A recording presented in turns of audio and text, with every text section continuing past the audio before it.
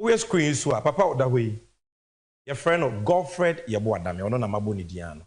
He is the Attorney General of Ghana.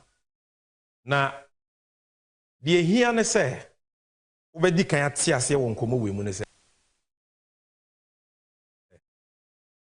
Enye say BNDC for ye num ne keka ye ne ye kasa kwa. Ne nkomo na ye di no efa wo. Why? Because it is about justice. Ghana, ye wo embra ye de chichiro man, the rule of law. Na sa mbra no, de esu wom ye mra kunyini pa ya mamra no, ye 1992 constitution. In that 1992 constitution, article 88, ye de yentu bi nyina ahye swafo bi nsa ye friend Attorney General and Ministry of Justice ono na wotu mi se obi ye boniti Ghana mra ye criminal a obetumi di nipa kro no akoko the protocol say me say the prosecutorial powers of the state are vested in the Attorney General and Ministry of Justice under article 88 of the 1992 constitution we obi a Ghana mra ne Ghana for yamani to me. He has the power to change your destiny. Okaso do ba akodi court edi wasem a obetumi a. Okaso do ba akoto afiase a at least ono na betumi abo okwado do akwa gina court.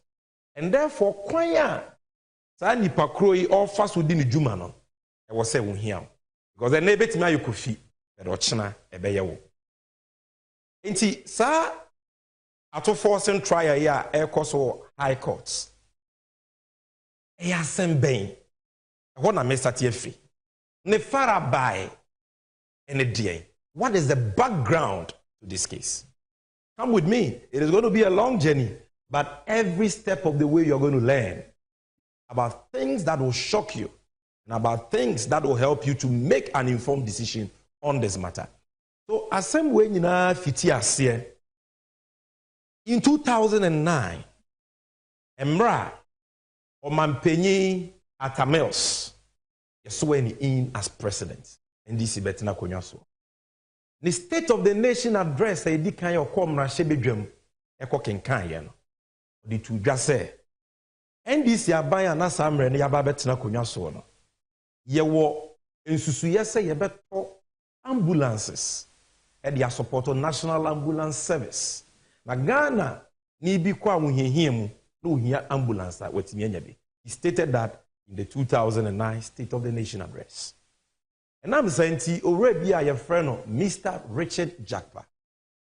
The company a Jakpa Arts Business Limited. And only actually say JBL. I'm not saying your manpenny at a most canano. Almost okay. You're a businessman.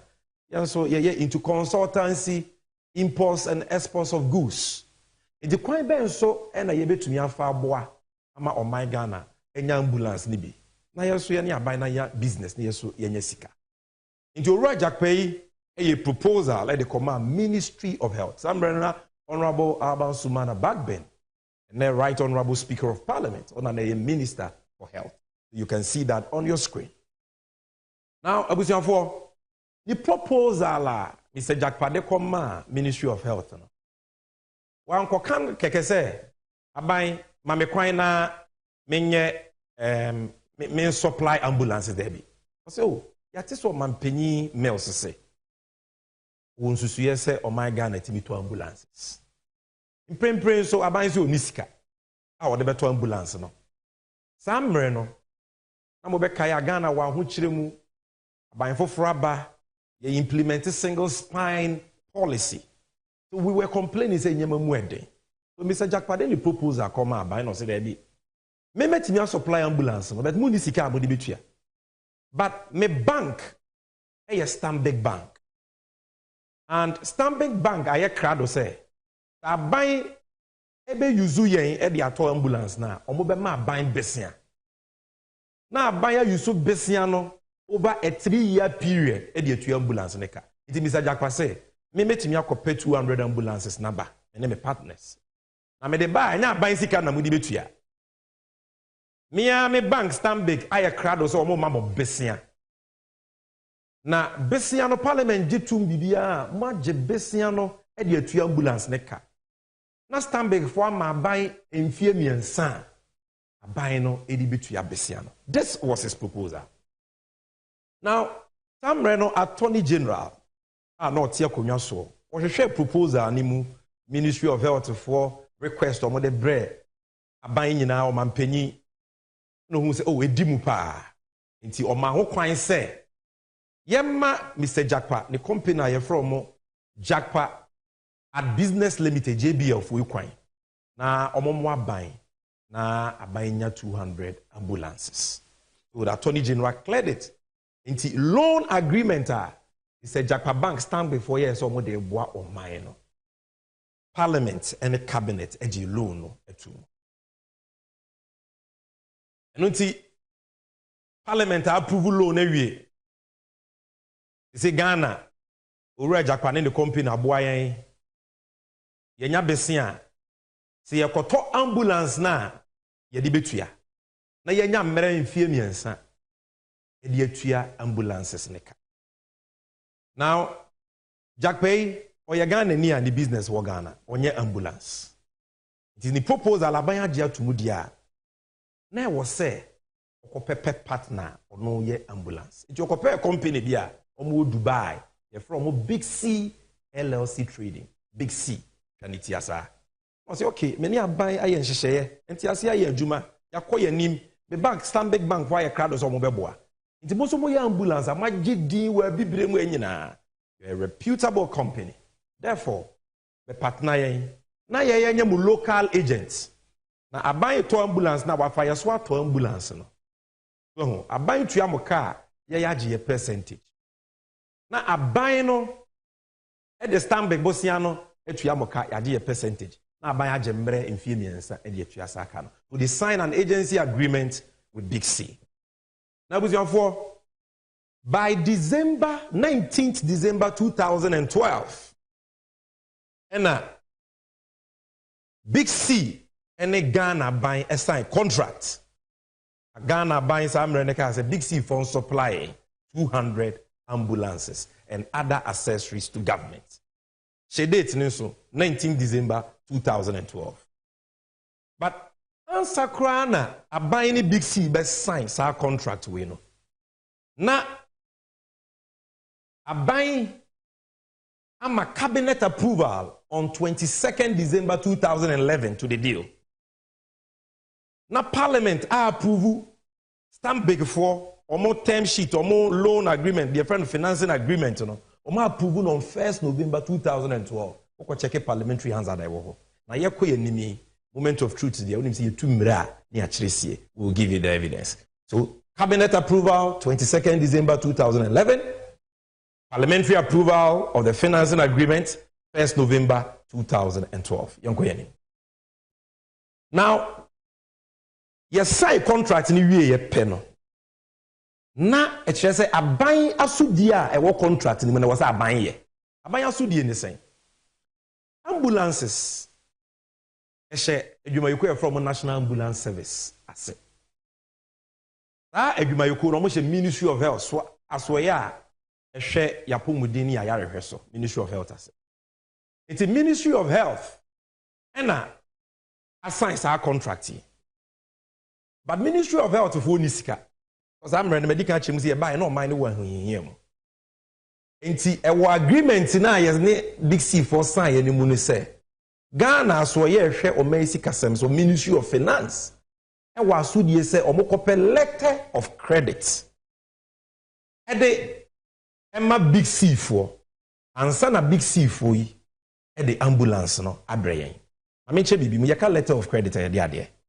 Letter of credit e ye ginamu to me krata oto ade afiri obi ho uni sika wo de betua ne ka ana se woni na ye nhyehyeye se ade no me pese wo de breme ema me hu ana me pese wo hyepe ade ne breme ya always conditions ansa na me de usika ama wo eno nti di pakro se okay na ade ne me ye we na me de ba na wantue se okay de ebe ye ni me ma wo to me krata ye friend a letter of credit condition wo mu se wo ye ambulance no na wonya shepe no fa nsuo so se eba me hope now the bill of lading kan ho edi adanse se wa shepe product na bre me pa sa krata me dia ma wa edi aginamu no aye se guarantee wobetumi dia akọ me bank so na wakọ akọ sika na free me bank so enti eye guarantee enye sika enye payment it only becomes first of all it is a security with condition precedent. When the condition precedents are fulfilled, then nipa chrono seller no a can activate it for Nisika. And there were agreements in the Ministry of Finance. There is a letter of credit I'm a big C for every 50 of the 200 ambulances. In the contract, 50 biano, one letter of credit. If you do, no problem be anymore. Now, by raise another letter of credit. Ambulance ni gudra na big C for cashier musika. No masa abayansa will raise another letter of credit through Ministry of Finance. 50 ni bedra na big C for cashier musika sana hye netie. Now Ministry of Finance for no more sa asudie no. Omu delay pa. Nam sikasem ahokyira na o man ni womunti no. Letter of credit and was a reason the Ministry of Finance delay. Ministry of Health susu ni sika. Enti ekoye problem aban. Edu baby kura no Ministry of Health who decided say ambulance ne kura no ye nyai because sika ni ho. Na way lead to akasa menteme ho ase between Big C and government of Ghana. Because the Big C for kind say only assign contract away. Cabinet approve, Parliament approve. Contract le wo say ye yemfa ye sika nkoye ambulance no. Wo de ane say wo be ma ye letter of credit. Na ye ship ambulance ne bro ne bro bill of lading akoka sika no. Ya boka afiti ase ye ambulance no. Ti ene. Mo say MPP for asay o man nti mu ni sika. Untimi ntwe hu emfree contract ni mu. Yes I the mo be court. So as you can see on the screen, you say after back and forth disagreements over the performance of the contracts, the lawyers for Big C served a notice on the Attorney General threatening to sue government of Ghana for breach of contracts.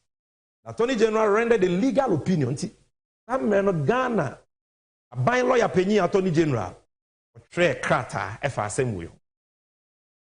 Ena or Chile will say Big C for letter or mode abre abaini. Ministry of Health for person move through agreement because abaini sika.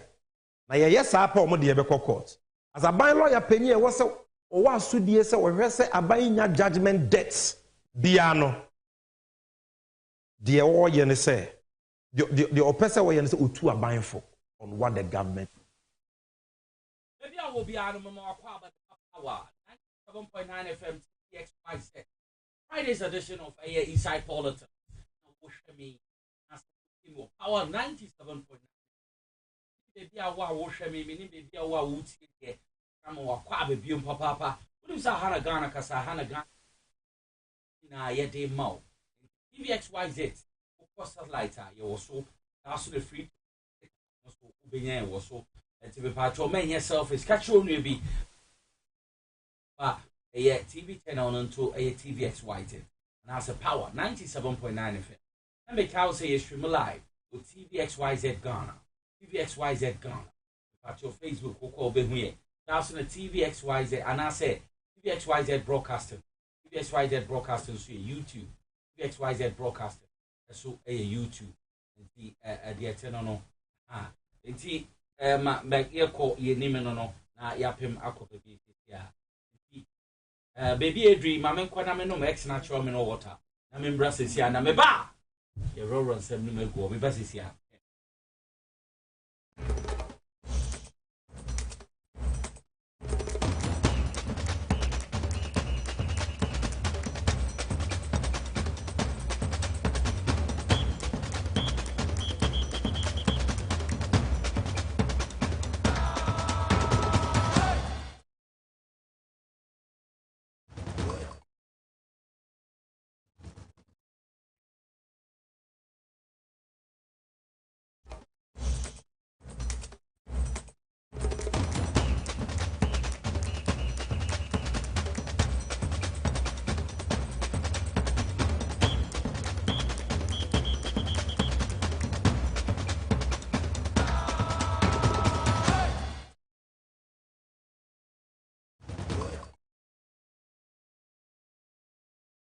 Ekwaya Sana Baby Motion TVXYZ, Mamuti more power. 97.9 FM. Jumedi Ayatun today inside politics. Friday's edition. Now me pacho Woshemi and Asa Wuti more power. 97.9 FM. Idi amede so ye Nicholas ya Owusu Yorson, which me Afro-American Nicholas. Yana wo eye TVXYZ Ghana. TVXYZ Ghana. TVXYZ Ghana. Me pacho be Facebook Live ye stream or asune wo eye TVXYZ broadcast. Na say XYZ broadcast. Near YouTube, XYZ broadcast. YouTube, which me ashe, a Jumedi AB, a ho, kama, papa. If you will be a come when and simple bamba sopa. Asante, Asuna, innocent, okay. And a demacanto de Desmond so amuna airbometidom, may di Jumedi abroad. From Costa Crats, maybe I will be ano, the patrol come when.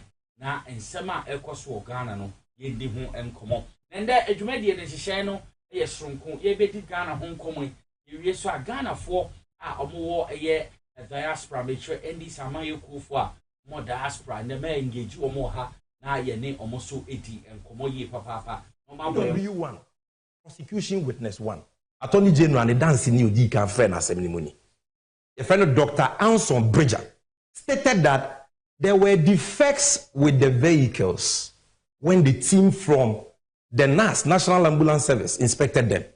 His testimony on the 31st of May 2022 included the following. It's problems almost a ambulance no muntie trotron eni muntie. Omo dance ni prosecution witness 1 muntie. So we went run all the ambulances, open all the doors, the bonus as a way of going to start our inspection. We started the inspection from the exterior part of the body. And these were our observations. A, we observed that the red, gold, green colors were not properly done in the sense that the ends were loose and there were airbags, which means they can easily be peeled off. What do you know? The entire ambulance, ambulance, the red, gold, green, now, stickers there, almost say, and from the stickers, the cheap. It is a can red, gold, green, and any idea about hono. Obi beti peeling off easily because I say I'm fan tareho ye.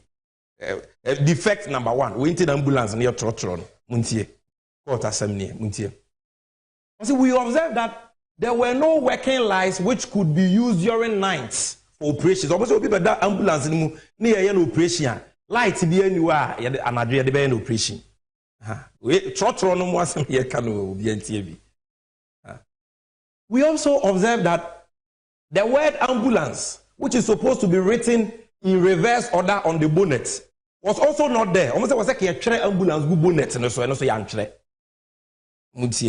the ambulance being written in reverse on the bonnet enables the vehicle ahead of the ambulance the opportunity to view the mirror to see there is an ambulance coming. We also observed that the ambulance emergency number, which was at that time 193, was also not written at the back of the ambulance on top of the doors. 193 no so no ambulance no.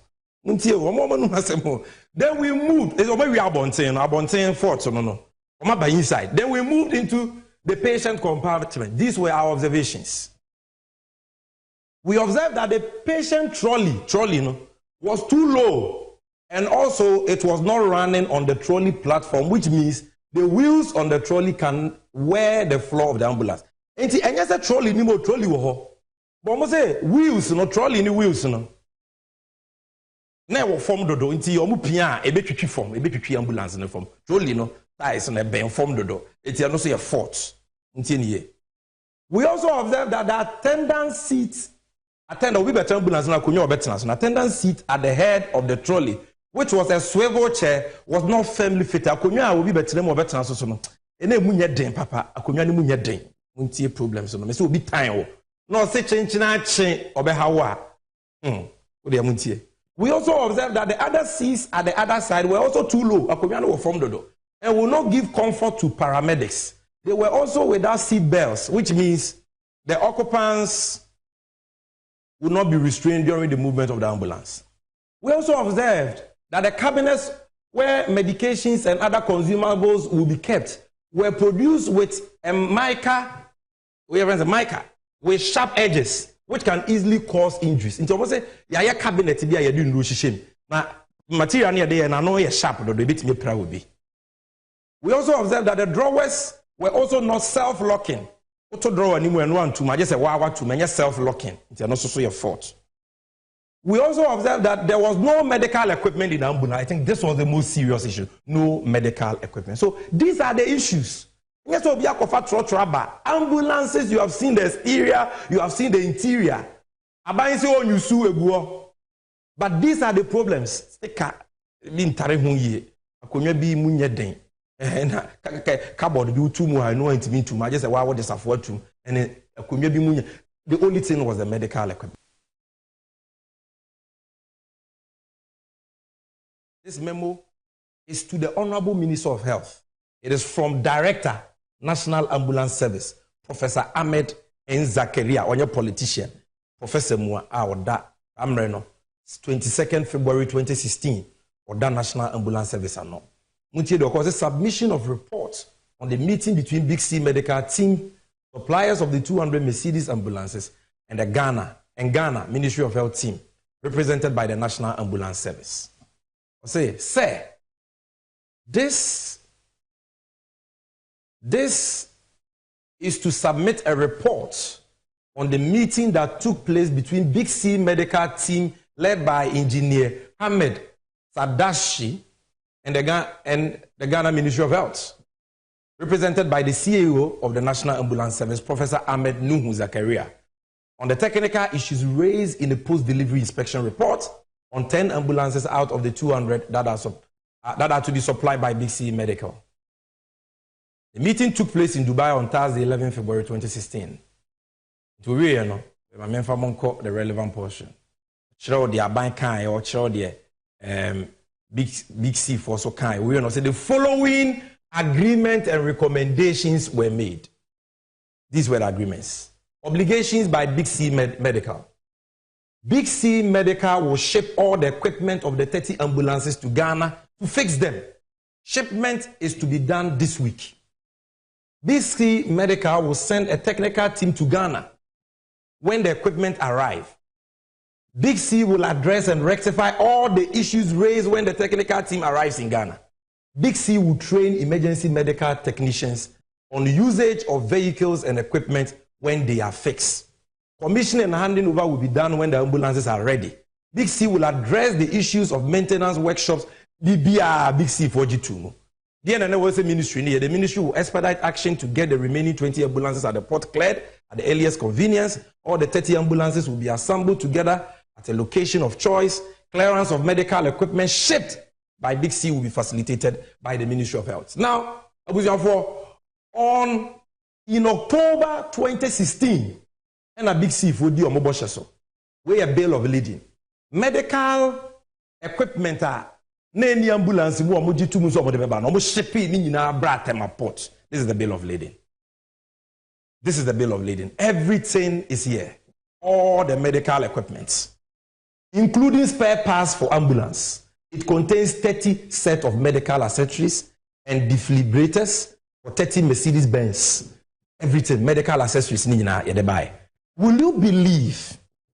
Say besine aban say medical accessories no mon claim report. That's what report.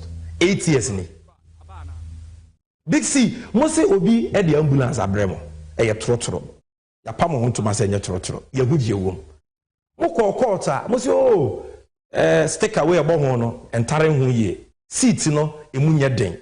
Cupboard bi utumu a intimi I just say what is afo atum eno intimi nto.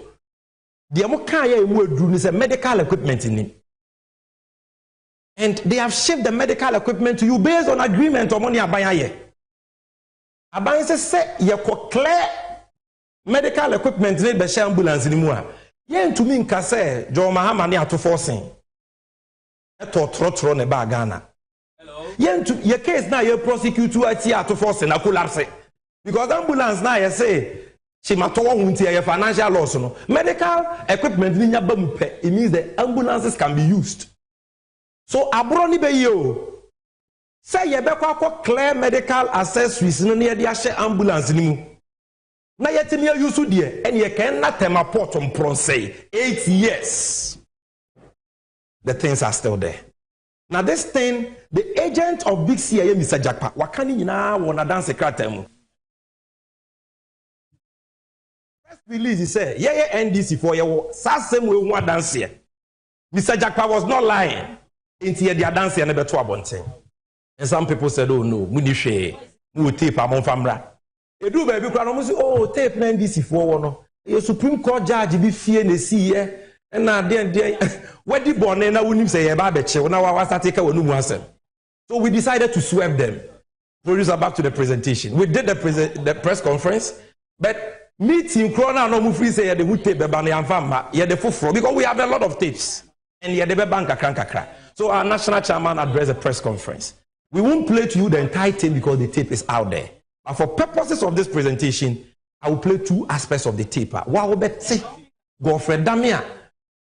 Akwebi oti good evening guy the friend Paul Adomochire. On the SCSA, Jackpa was begging Godfrey Dami to drop the case. But you will see that it was Godfrey Dami and Papa Yache or Hano. Oh, letter of credit in Bisawa, can he say? You saw agreement now, condition, can he say? If you listen to the full tape, you will see everything.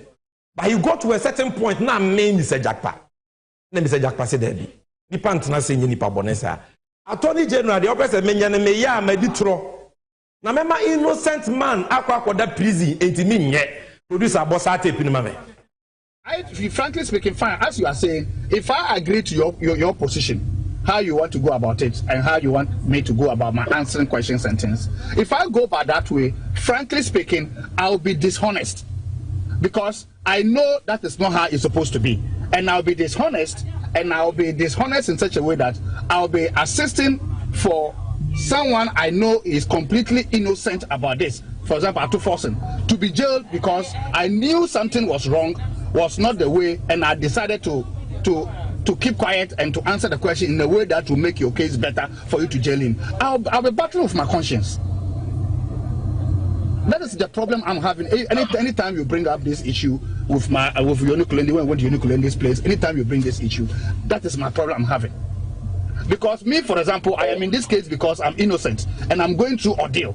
So I'm looking at another person also going to go through ordeal and through me because I know the truth and I decide not to say it because I want to help the AG make his case.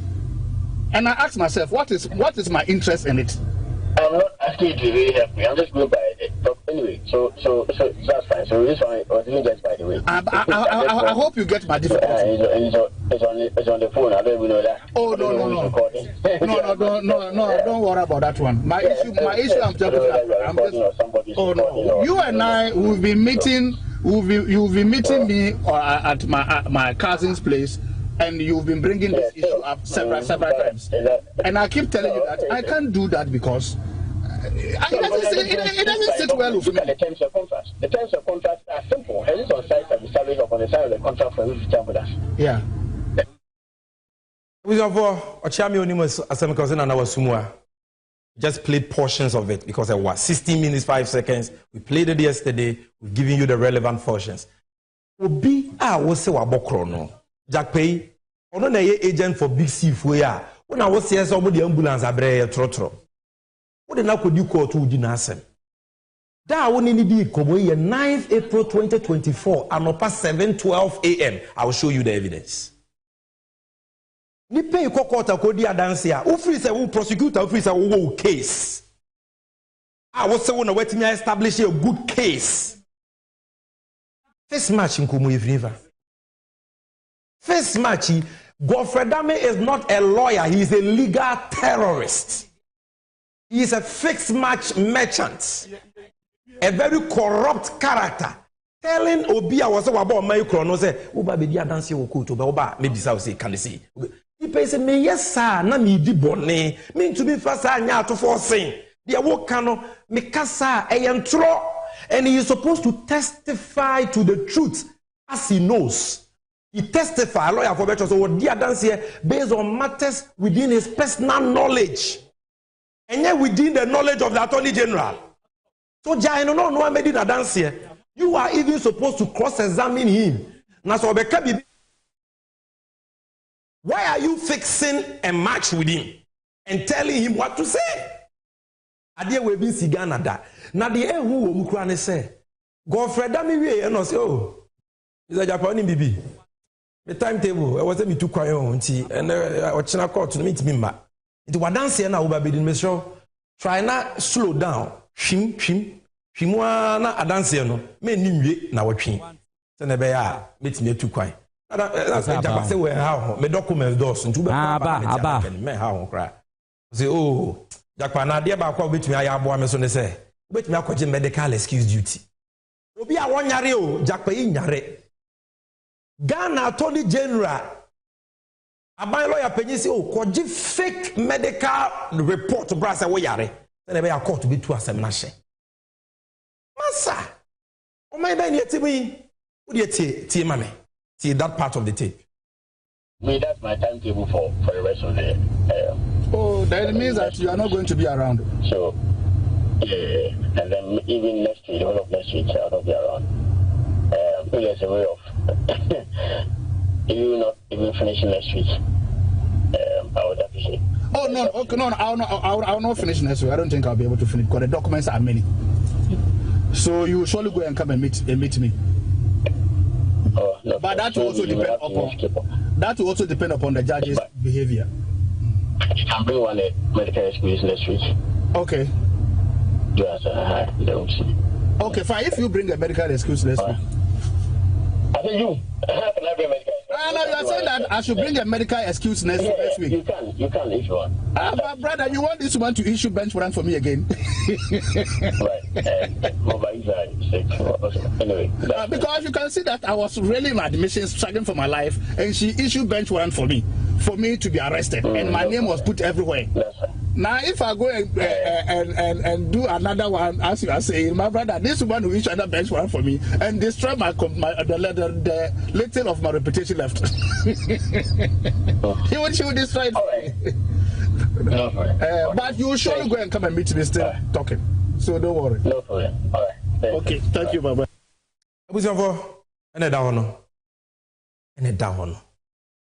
How low we have sunk as a country.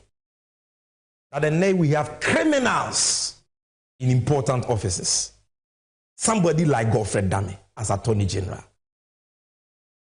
Carbon and what's up for his own mumrachen will be 1 2 1 2. The spokespersons and media advisors, Paul Adomo Tremo say, Ato force ne Jackpamona Panachel, Mohenu, and Guasini.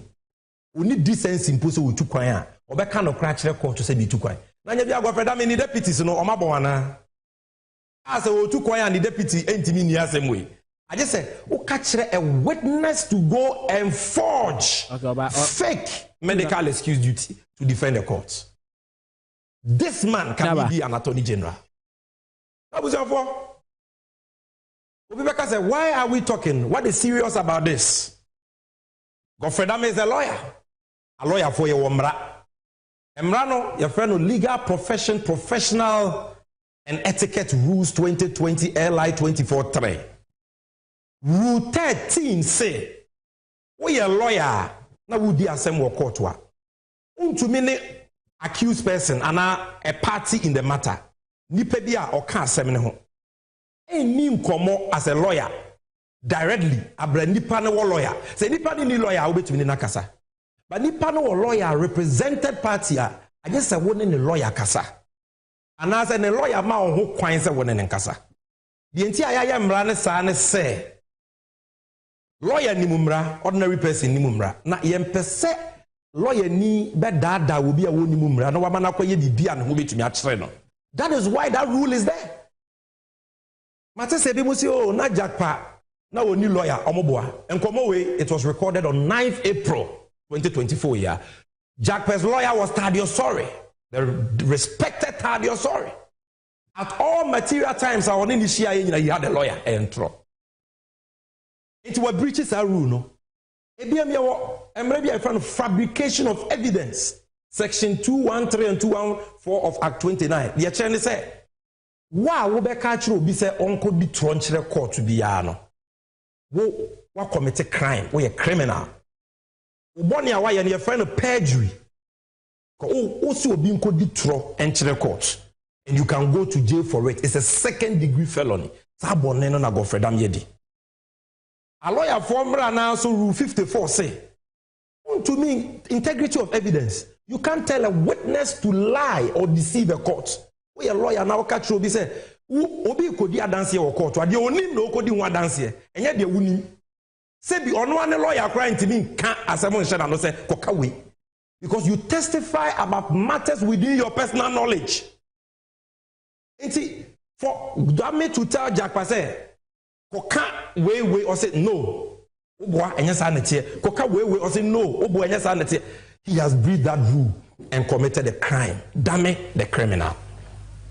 Then, rule 40, special responsibility of a prosecutor.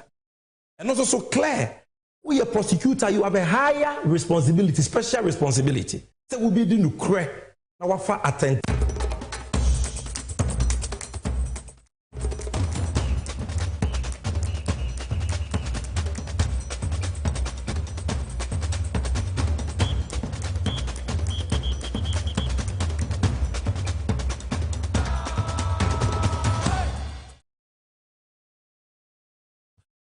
Kwababa TVXYZ baby awa wo hwe baby awa wo team of power 97.9 FM mema wo so akwaba papa edeba eye dwumadie so inside politics Fridays edition na wasugusui anasa wo hwe mo TVXYZ 3 make out TVXYZ ye wo satellite so na free to air digital platforms ni na so wonsa betumi akaye wo so idi amedesu Nicholas ya owusu Olsen e betumi afre me Ken Nicholas. I'm a regular host, Mugabe Maase. Enti baby will be ano ye crowd woman yourself is catch you nearby. Nanosun country and nearby na monfen to 97.9 megahertz. And I say me pacho TVXYZ fisa hana Ghana kasa hana Ghana T. Enti dear tenano. Na me pacho bebre and sembebre na ne gubamba so but the answer you made in asano ye bet you trust to na yako ye name sa mamen fana sekese enfema the executive producer of the show. Mr. Kelvin Asante, Innocent Okechukwu, any team na yede eye na sekesi yede mom TV crew no so mabo ejuma ye papa. Nti ye sha so dia na ye ko eye group indom, samokai group indom eye Dr. Apakwesi indom. Ono no a group chairman ma eye group indom, eye bank ana group indom banka ye beka akaya na Ghana for na ufa bebia uhu eye group indom bank ye friend GN bank no. Make us say GN Bank egu ma edinsembe breed ya bagana wo GN Bank ho na GN Bank mo treso musika twitwidie na aban na je onfema musika ye 7 billion Ghana cedis o munsan kan fi aban ho ebiom ya sanso age eye ma group indum bank no o license we na Dr. Pakwesi indum waba no dia tudwa se sa eye license na aban na je no na biom so no ye share eye 7 billion Ghana cedis ekodi aban wona aban no enfemo because what share aban na aban ne person odema nti oso ka che Ghana fo nyina se se ade be edu no yemfa ya ho den emfantai na chi na echese yentume hwe na yenje na biom of visit various eye branches Ghana nationwide okoko bebi ana GN Bank wa make say egunti bank ubedru na bebi abubu eho afu ne meka ho ha adwene yipa medu no Dr. Pakwesi ndum se bebi edui nsomo ni nipa ye na ye nta na chi ntumi nya ye ne 7 billion Ghana cedis ansana license no mo nsa GN Bank ase na ye hwe asema Dr. Pakwesi ndum ono no ye chairman ma group indum bank asema odetudwa. That's not what an investment company does. You don't go and dig a hole in the ground and then when you come I go and dig it back up and say here is your 1,000 or 2,000 Ghana cedis. We invest the money. And where do you invest the money? It means you give loans, you give credit, you pre-finance or finance activities. And because we know the importance of infrastructure development in this country, we decided Group Indom, not just GN Bank, but Group Indom, including what used to be called Gold Coast, now Black Shield. We decided that what Ghana needs the most is infrastructure development. And if nobody's credit is good, should that include government? Government's credit should be good, not so? Yes, sir. So if you decide to give money, credit, to finance the activities of Ghanaian contractors, that money, it should come back. So where is that money? That money is with the government of Ghana and its agencies, and they know. They know. The former finance minister, Ken Ofori-Atta, knows. The current finance minister, Dr. Amin Adam, he knows. The head of Cocoa Board, we financed cocoa roads. They used to be the safest activity you can engage in. We invested in schools. So many schools that you might see here and there, it is monies from our companies that pre-finance them. You go all over the place. You will find it. Roads, bridges, schools, and so many others. If you go to Discove, it's a sea defense project. It has been there. That project was started more than 7 years ago. That contractor has spent millions and millions working on that project. Not one peswa has been paid to that contractor. So what used to be about 1.8 billion Ghana cedis, listen to me again. A debt that used to be 1.8 billion Ghana cedis is now more than 7.1 billion Ghana cedis. I'm not talking old Ghana cedis or old cedis. That is real new Ghana cedis. Converted into US dollars, about $500 million, and it's growing every day with interest. So the government of Ghana and its agencies, if they had paid us even 1/3 of that money to the contractors 6 years ago, there wouldn't be a Gold Coast or Black Shield problem, there wouldn't be a GM Bank problem, there wouldn't be a problem with any of our companies. They should pay the money. So today, what we are asking is we're saying, let them pay the money. If government doesn't have the money, there are arrangements that can be made. We all know what the situation in Ghana, what it is. It's Dr. Papa Kwesi Ndum, Chairman of the Group Indum Bank, on ordinance Atujado. His Excellency John Dramani Mahama and the ordinary Chemo, Ashamai, Kushia, Okada Riders Association, or Moa Shama, and Omudin Komo. It's a sad dear no the Koyo no Mukudin Komo, a 24-hour policy no, and Hong Komono no Mukudi, na Mepese ya Bekoni, His Excellency John Dramani Mahama, a broke Pimo, Ashamai, on a penny for, and I say Okada for Nikudin Komono, Uma Yanko, Nankore, Ninti.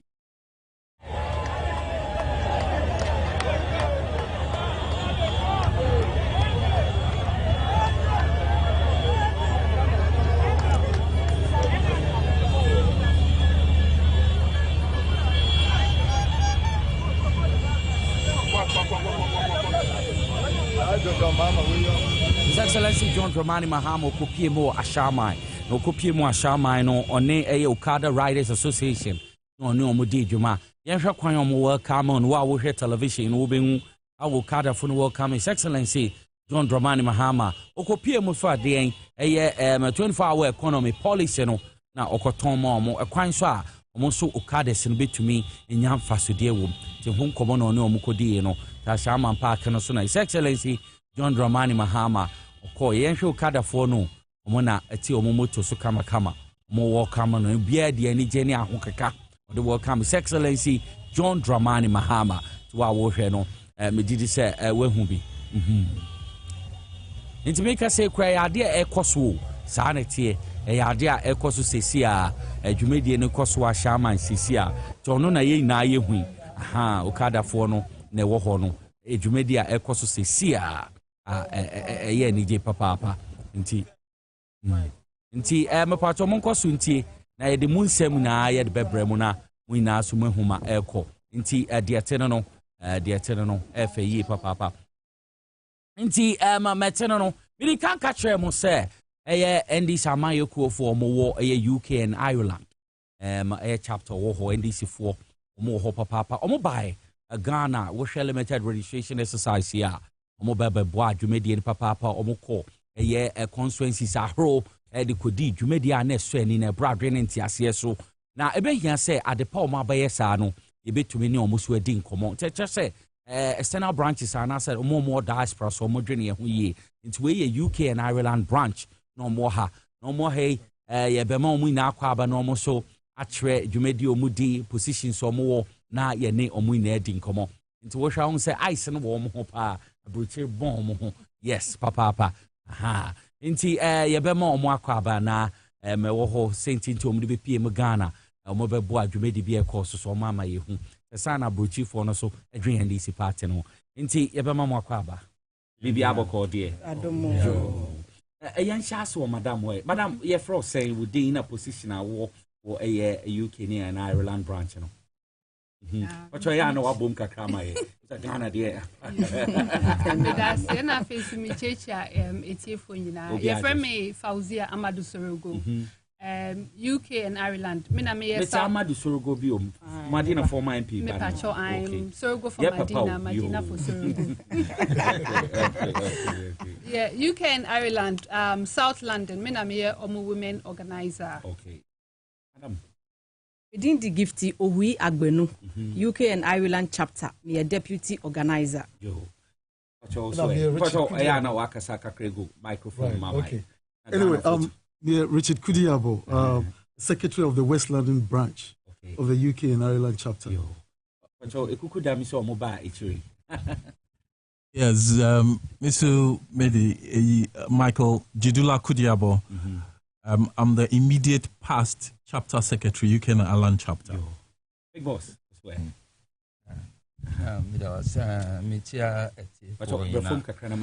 Mitia for in yeah, your friend me Audusani Van Bell.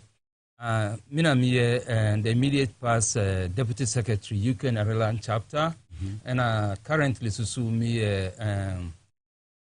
Savannah Regional Elections and IT Directorate.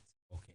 So we your kwaba de bia anti same wo hasisi anti me kona masaba me wo hasisi me kona masaba okay ladies first I'm say enya first time I'm put on my microphone ko wa no mame enya first time am de be pm nti for zia me sha asem fi ho de anti na ma ye hu ye external branch and as make say UK and Ireland branch we pm Ghana and they see, Sena Okan, you UK, but near Mekos Ghana, Yenina Yenim, you will Busia for Ghana, and we know how Uncle for air break. Okay. And you know, as citizens of Ghana, even though we are outside, no, you only say almost at a limited registration, no, it's part of our responsibility. Say, you better down, nearby register, send a bay 2024 December, no, a bit Myanmar Ghana second independence.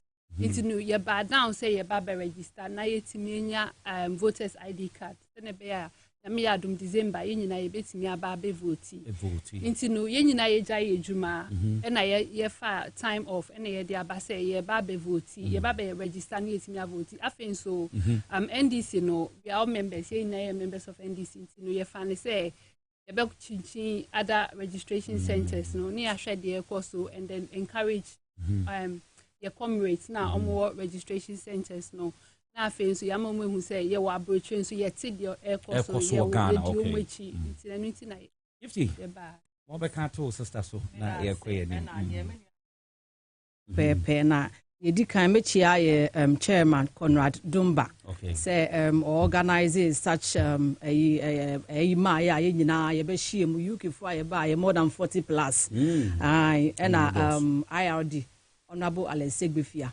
in the international directorates now. Send a menu about the car, ye wo abroching so ye feel mu pain. Ye tin ye koso ye hu ye koso.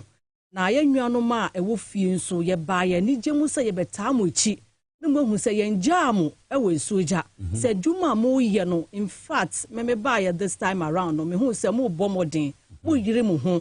no more ye din sika no sisa ya na ekọ bibia ye din to say those days cry 2020 things were a bit easy than this time around. I very pathetic say uti kra just say it's only few that are enjoying abrocha ya can say oh yeah clean oh yeah say but let's clean a bit me sika to iPhone 15 Pro Max obi a bit me as far as say oh yeah juma uni kra na you have so many opportunities around you.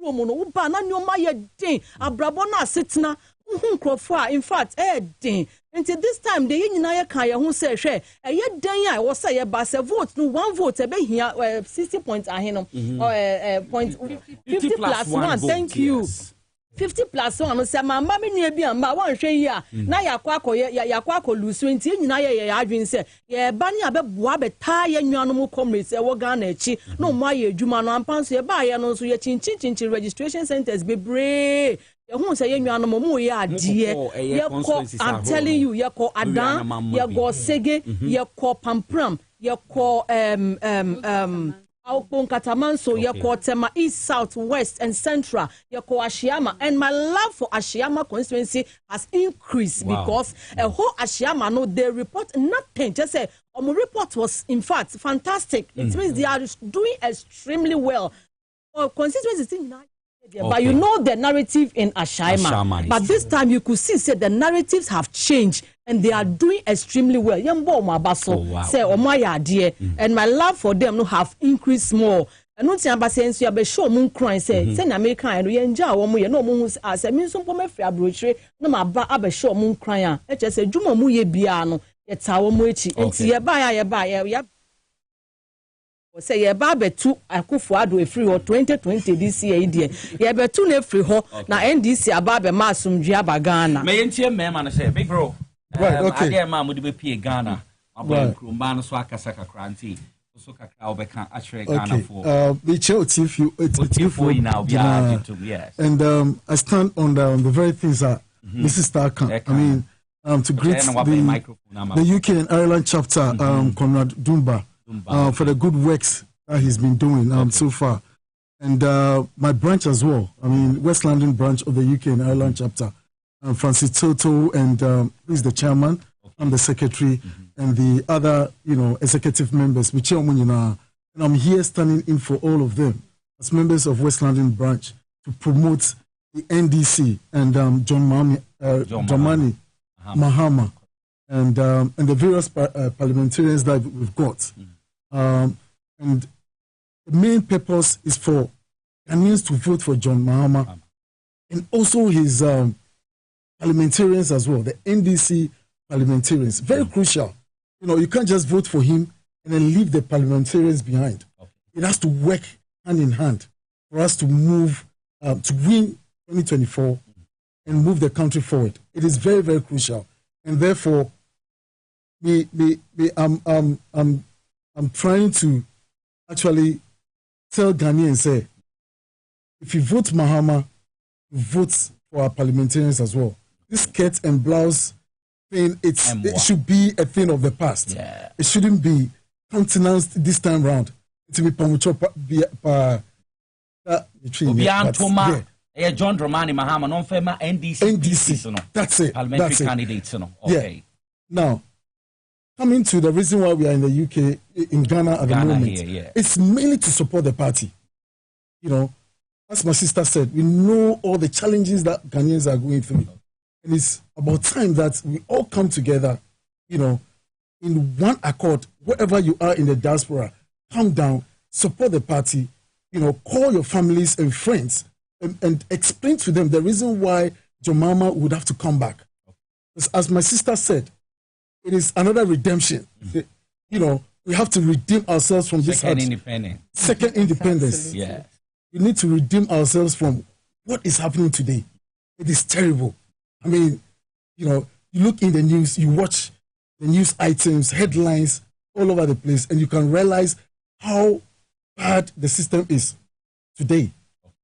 So I'm admonishing anyone who is of Ghanaian descent, a Ghanaian, wherever you are, please vote come 2024, 7th December vote for John Dramani Mahama and his parliamentarians to come back to power and redeem us from this hardship. Very crucial. So please, it is very important, and I would encourage all of us to do that on the 7th of December.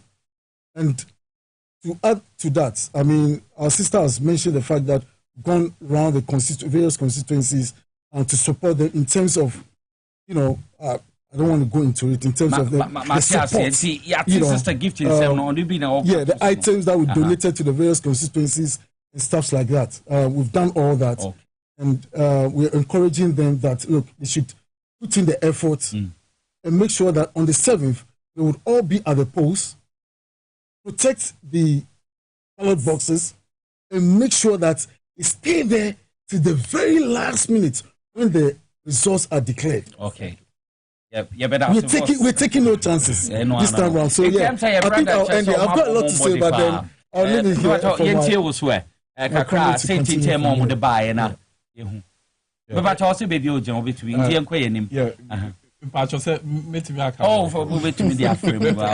Thank you so much. Good to meet you, and good to meet to viewers and listeners as well. As my sisters and my brother has already intimated here, we're here on a mission from diaspora, and I can say for a fact that as we were, some of the diaspora chapters also joined us, like Holland, like the US, and the rest also joined us in going around to monitor the registration process. And there's one thing that we witnessed and saw, which is the resolve of our people, of our NDC executives, the resolve of our NDC comrades to make sure that the NDC comes back to power come December 7th, 2024. And we're really, really encouraged by that.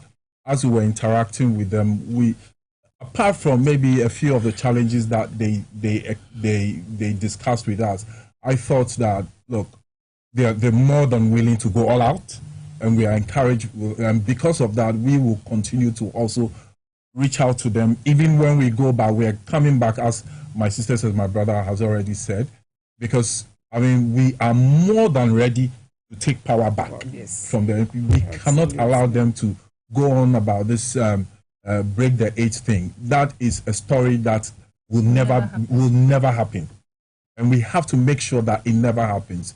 So, all comrades, first of all, let me. I forgot to greet my comrades from the diaspora, especially the UK and Ireland chapter, all chapter executives, all branch executives, all members. Please continue to reach out to your family, your friends here. Make sure that I'm sure most of them have already gone to register. Make sure that we continue to encourage them to make sure that on that day when voting will come, or voting is going to take place, they go to the polls and vote. So we make sure that we get rid of this MPP, because I mean, Ghanaians are suffering. We've come here, we've seen it, and it has to happen. The NDC has to come back. JM has to come back. And our NDC MPs have to come back. Okay, you better ask Papa. Yinti also na kakra obeka so na e na be. That's him say yeba Ghana no yen kwa na yeba. Yen nuanum a omo wo America, omo kan bi Germany for e kan Holland, Canada, omo yina ba ya. Enti yeba ye no apart from say yeba and yem bi eba register. But on top of it no, we are also encourage yen nuanum omo wo diaspora. Yes. Obia war outside one year no NDC. Obe preparations for the election, so on so obe back down. registered that, but elections, we are all coming down to 7 December. 7 December. We are all coming down.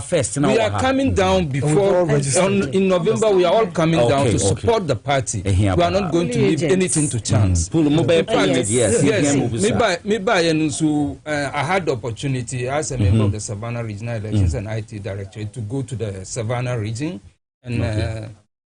We taught some of the constituencies, and we've seen how hard our people are working to make sure that their NPP rigging machinery is dismantled forever, because we are wiser and we are better prepared, we are resolute, we are focused, and I'm sure come 7th December, no question about it, democracy will take its meaning in Ghana. Currently, we don't have democracy in Ghana. Absolutely. Majorly say Savannah region Awofino. Afi Mobejinina, because 7 out of 7. 7 sana moja mai. That's what for president region no. Yes. Irrespective of this thing.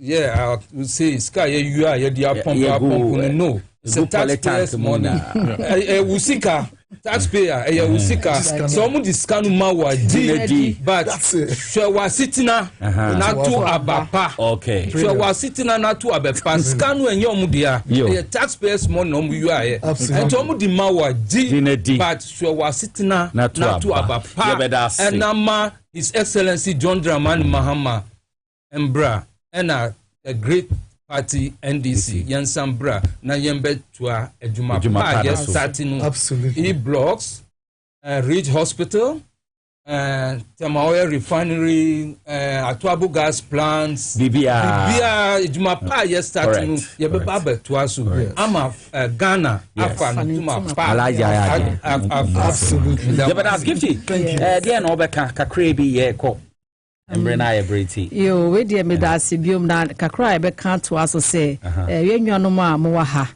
yesrem yetam echi ya ba ya be hu ni ani dodo na na ba ye egusu a yenso ye dey support any ye kwa ye ko Kenya ye hu financial support whatever any resources ya ba no ya taking note of many things, so ye kwa ye contributions are ye no ebema emodo say ya ye bidada na ye di ama constituencies no, but we think say they need more push. They need more push. We don't have it much, but we are going to try our best to make sure, say, we encourage our comrades here in Ghana and then to bring the party into power come 7th December. And you know,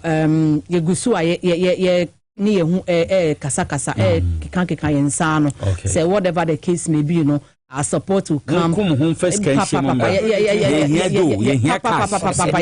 I answer majority knows you see you for training for pooling. Some of us are coming to do pooling agents, and you know when we are from outside, you can't intimidate us. You have fought tough.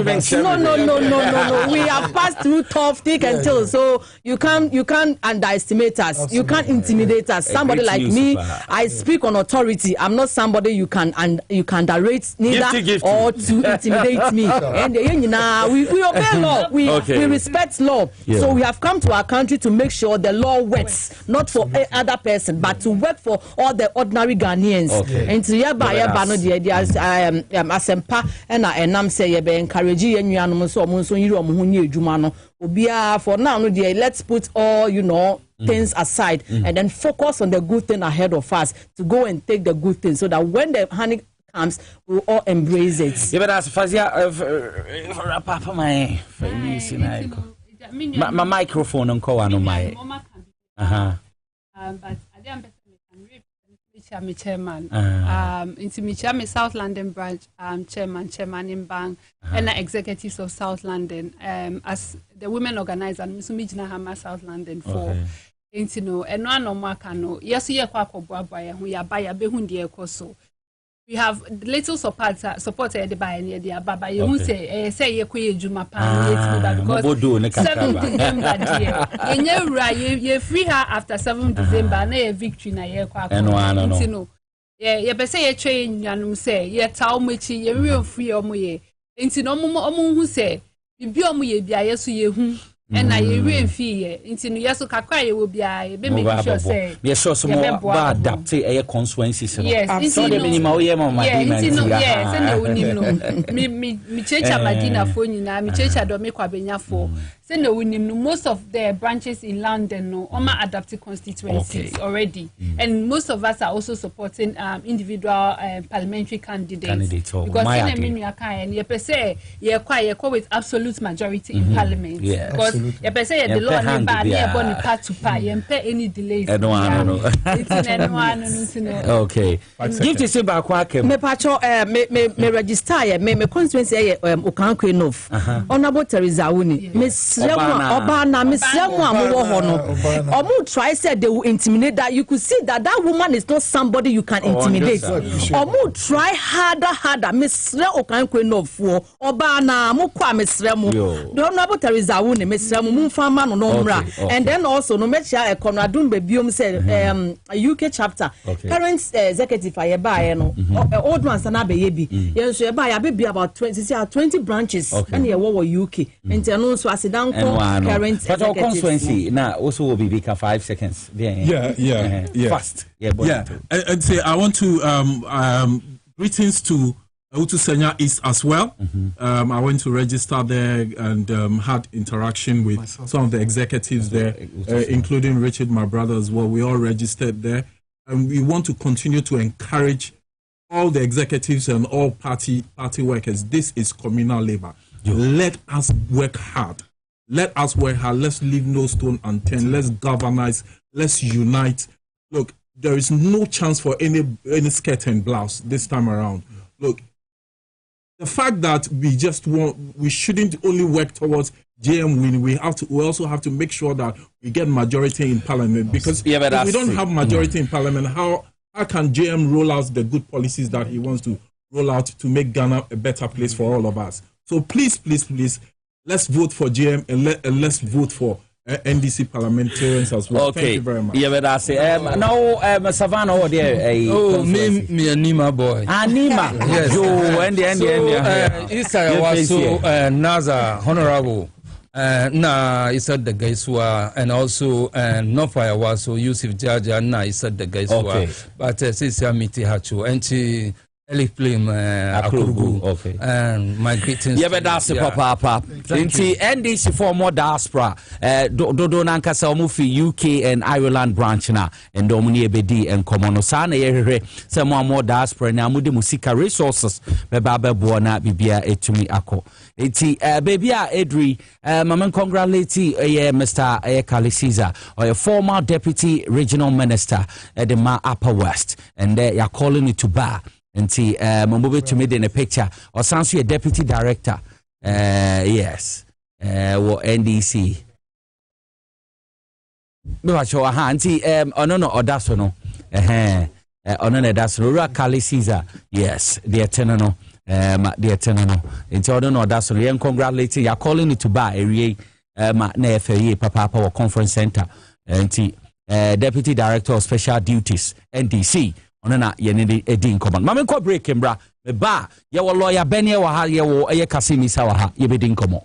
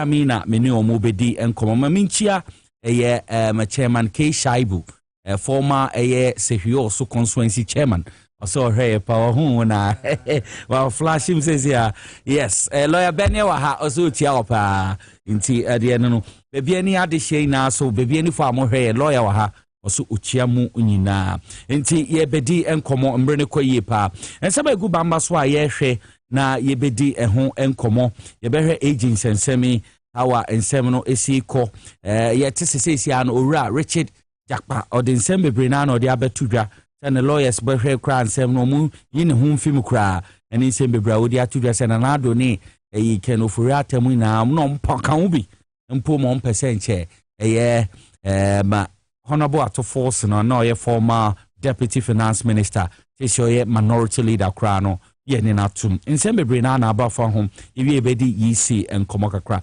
nti mamema makwa ababiom akwa abampedifo lawyer yen shaso we lawyer Kinsley Benny eno wana shase ne hu hache no credit yo this ya de bibia boko na wonti apo nyame adobe de nyame asese waso yen shase na yen din komo yen hwe agents ensemi a ebepiem omo ne ono abo ato force ambulance hot house yo me dase chiana ma chiamenu na fe ya chiahwefo nyina nso titu western of ni bibia na anwa so be kwai my original chairman Ura Michael Edu do na friend Big Edu me asumi chia no my registration nya sam ketwa anti ya chia no pa na original executives afim am fan ko say be kwa hiem opani ba ko Mr. Isaac Abuaje ampon odi na woda o ye nurse ni a o board mo ho pa so wasu di wa woda maybe na mo ye mistake o enra mo ma me ho kire me wife a kire ba Nedi. On Nedi. And the blame Wakola Prince. And your friend Rosemary, I do not friend no Majua, or say you were quite blame Prince K. And I jammed my Prince K. Say, oh, she may mammy. I feel I and of course, I mean, and I'm so Mr.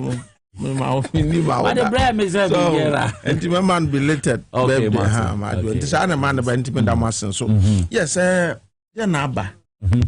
Deputy Minister Odine Juma na ne boss say dinti oni wonti wonyina na namu na onsa enkrata bi mano na Ghana ambulances bi na famram somebody ka abo audios ni nyina na asem na kodpie wo court di asem no guso a ekoso a eye orato force lawyer etoto uche Japan no mu wona attorney general sorry say na ora Japan as a court wa wa ba die ora to force na person twitwa age no nemu jasa na wan kasa twitwa age ho o kan sa na papa no so okay so de no abade a no kure wa asem no bia o be pie no so wa to no je no a o freme o hame oni ma hia mpem bebre se me mra me di adanse trumu mra me twan tronto ora to force so okay na yenya kwan fa ne nkoto me bi se wan kasa se asem ade na begina court no hu bia nim mu ni adanse bia de tia no na o kan sa no na court judge ne say omo hu record omo twere ma court nkrata no mu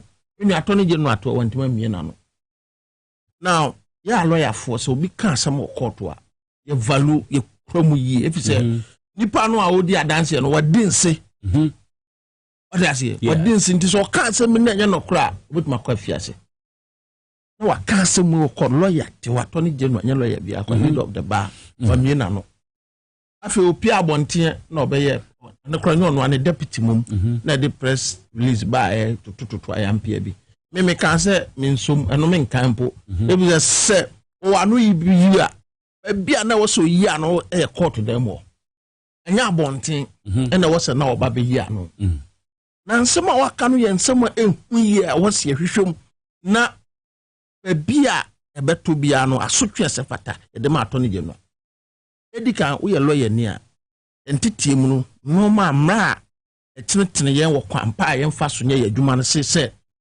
kwa asem na woni a woni na nya asem wo lawyer wo asem no hu bibia ka ene ne lawyer na nka wondimi kwatine lawyer enko ne nipa ne konkohia communication with represented parties enu bi na attorney general opani no wo lawyer na wa fa na chi wa friend phone so woni na koye meetings wo bi fie ne normal adanse ekrojan eden aba edikan ye to so biem o se uni adanse tia rat force ntino nipa no mra okoti no So mechanism de be ya obedi adanse no ato force so ne na akoto afiase okoye criminal offences act at 60 section 213 so a kasetia so o sheda oni adanse na o sheda nwene adanse bi ayenye no credit court na ba utimi kwa afiase okay ti bone akase mienu we na pani ya di kan general legal council ba lawyer fo kwan fa so di edwuma mo na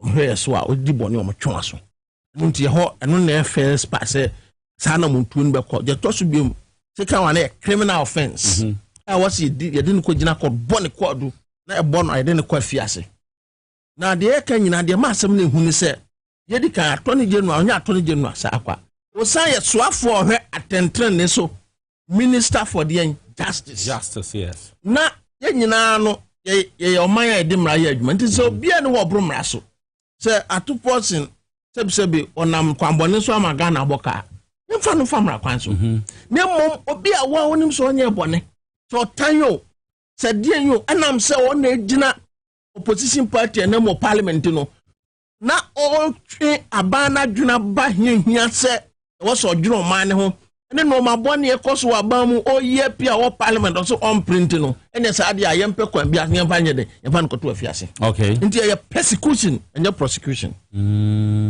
dia koso because Attorney General answer na do bi be court na wa ye hwehwemu anya danse sa nyina so no na be ma watimi de nipa na court na on pre ho fa nipa ne court nwe na on ko du court afa na okofre obi se omra me den be di ntro e fa nto so and asem we bae no and this boy ka se wa danse aye de ba mo so anya no kra danse bia ni ho ne mo ato force mo na ba Attorney General ho se omo be sere no your videos ya de be ba na afia ndisi fo tumra no machiresi this year press conference the overwhelming evidence adanse krojin a obi ati otum zampa adanse ni omre ba abonten maybe before so omo ye press conference ni enim say omo no sin nya no credit omo de adanse krojin na eden eba ye de ko omo say boys na doctor there's obi de nsa keka Supreme Court so de abase say unu obi nya asa na say doctor wo na wo say wo de na ja professor na wo na wo say wo de adanse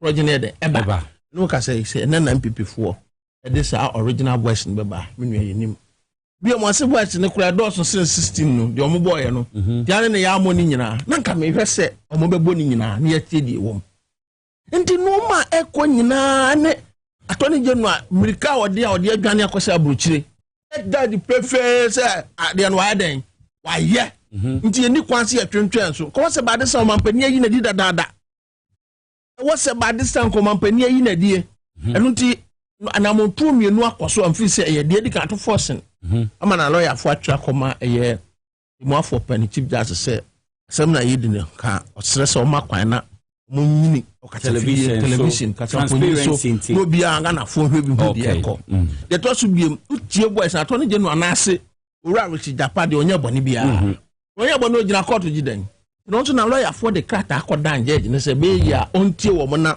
ora Richard Japade de onye ni frasem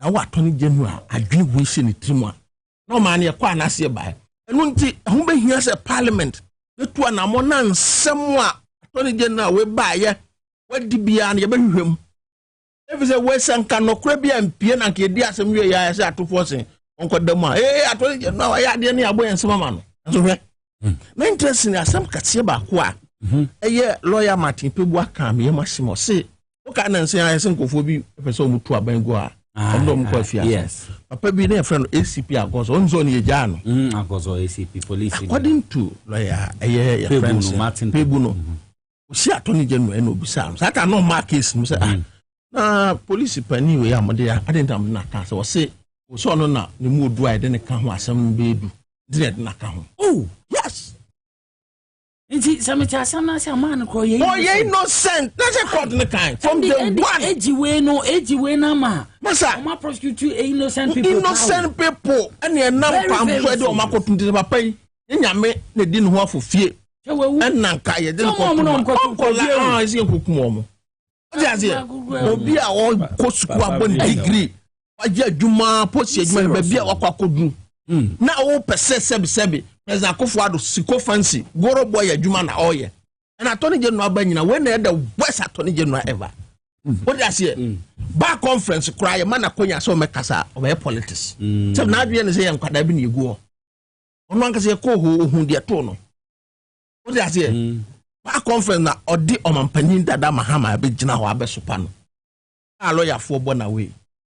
What is what man Attorney General man what the munyama wo nyina twitwiri fam. Since na Attorney General Banyina omo ba o free party no mu de but omo nyi omo ni ma hu say ase because who say minister for justice omo hwe Marietta mo omo fa so mama betu omo fa so to omo anamo what dey say even on one predecessor kra the friend say mama eye Gloria how no here na dey wa ba asema nya o dey kra hey na madam for lawyer bi na go friend damia asemba kra na mfa no di milka e defendi ade no no anga na se mwanti manyi ne ho ano na mse no na tro se waye me lawyer mo no nsuo ma me na membra kasimi se onti lawyer Stephen Kingsley Benie ono na yeti in submission ma membra ma kasimi se kasim okay yentie we am say agent say me to as free baby a cancel adequacy no okay you want say you can say we are what democracy because you per se prepare and you per se found obi antiminya the freedom as a human being you per se obi the assembly diwa send e be ya onkofa kotiba enkodi ne chinko kunu ntino ntina eye mra eye court se fakọ ho na enkodi asema okay nti yem ensese obi ntia o fa ahodie so so ensese o so tia obi nso fa ahodie so sebi Attorney General unye Attorney General keke ba usan ye Minister of Justice. Justice in the saying. Say bobi di bibi ye me a menya prepare na e bi bu asem na menya me say my ye boni a yes me aye boni. Me nya boni so a me ho son. But say ye be this is not the first time we anya Attorney General and Minister of Justice. Bibri abako. Now say this time around but because under Akufo-Addo government, every institution has taken Ghana back. So ni oye no, ana ni ekoso no, mpanyifo no bebre wonum, enyo mwanwa because obi enim say ni ama papa e wo Ghana akra institutions papa wa say ni nyina. Say special prosecutor kwa no ankasa de ba ya ni ono ani baby fufura wa wo no, wa wo kra no. Why hofi just within short time was special prosecutor did my ordinary we crown so some person we matina me on na omo nyina no ma chechi no person omo pam no so what you say in the command and how you in term yes then not as a bibi exactly that's why President our friends all resign. Oh yes and also yes Martin Bobaka on resigning and also on resigning. Into we buy antem. Okay. But a big buyer tia Saloto said yeah. The men's at the so every why Akufo-Addo I na adwin say obia ono nyopeno he has to have it. To say akola ye wo bibi say the ego.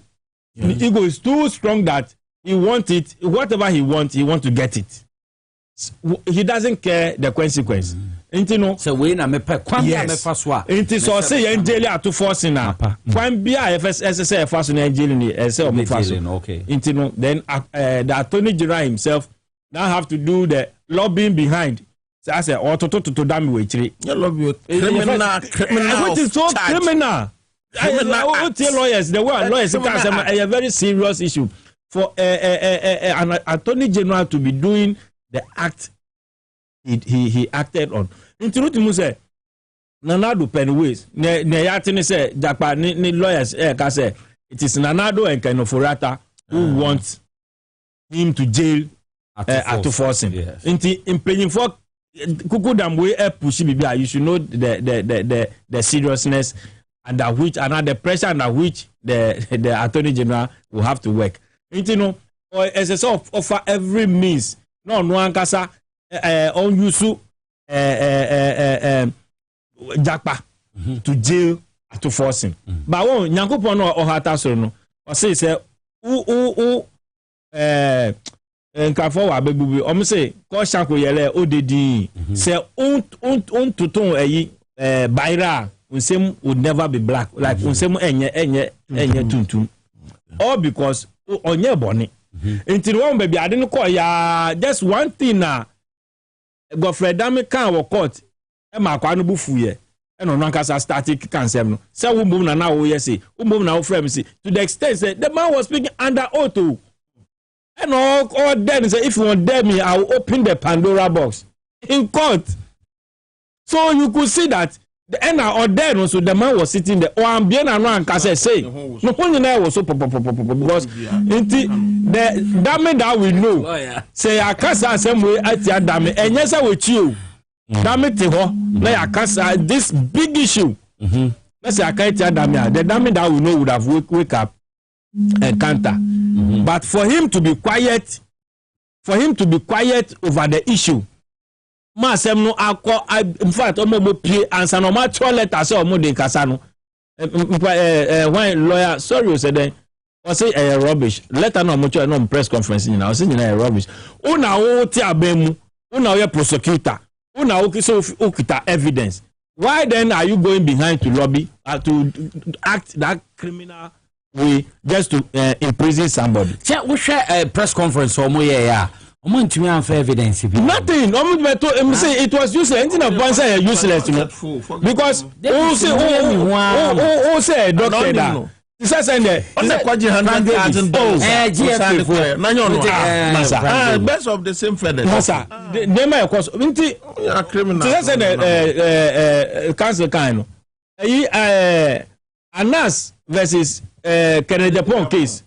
It was clear. The ruling was that he who alleges prove it. It is how say a doctor that for original bra. Then matter ends there and our case closed. But who bekan trasa lawyer ni bekan say he is aware of this particular ruling. And no bekan say so what you say a plan. But nyame di atufo senchi and God. The God that he served will get him out of this case. And the truth, and I support the idea. And I'm happy the Attorney General, the Deputy Attorney General, say they have no objection to that call. So, Chief Justice and Granty. I don't know what court, your TV. So, because can you imagine the innocent people this man might have said to jail? Sabi obine ne yere ne mate ho wan kasa wa chichim ne sa onye phe na wa chichim ne sa e de na kwato jail na ne yere ne ma ebre and you when you go to work and you come you see your family and you are happy na wa to nipa so mukwe no na epe we want the truth. Okay, na wire bonny no wire bonny NDC we are not against any bad conduct from anybody. Yes say yema prepare your enye djuma se mo de atofo sin fa kwan papa so e dia na atembo no ba na se o guilty fine. I mean Abu Gapili Osho who has talked about him that's a boy guy I'm so more release okay yes say nobody have said anything but just make sure say the right thing is done but tintina we person o tro ni pa ni Mamenda yenua kasimi so asibebre na make house power specialist herbal hospital Dr. Akosia Duya omoboye chi don bibre pa ono na oya award winning hepatitis B herbal hospital the whole Ghana so nya sa ya re ni bia we ko be to asiamo fat liver sa so na mpacho sciatica prostate obi o nansa na na ibu pain sa so na mpacho ulcer ya yim kro anasa compogota anasa fibro ni na ni hawa make am for power specialist herbal hospital ediamo Kumasi branch no Fiyasi Lake Bosomchi Road opposite Jesbro filling station sa so na Accra branch no Kwabenya Pokwasi ACP Road Takrade branch no Anaji Estate adjacent Anaji MA Primary School me pacho bebre ko be hu no for doctor was 0244 544422 and 0200383831 now when a power specialist herbal hospital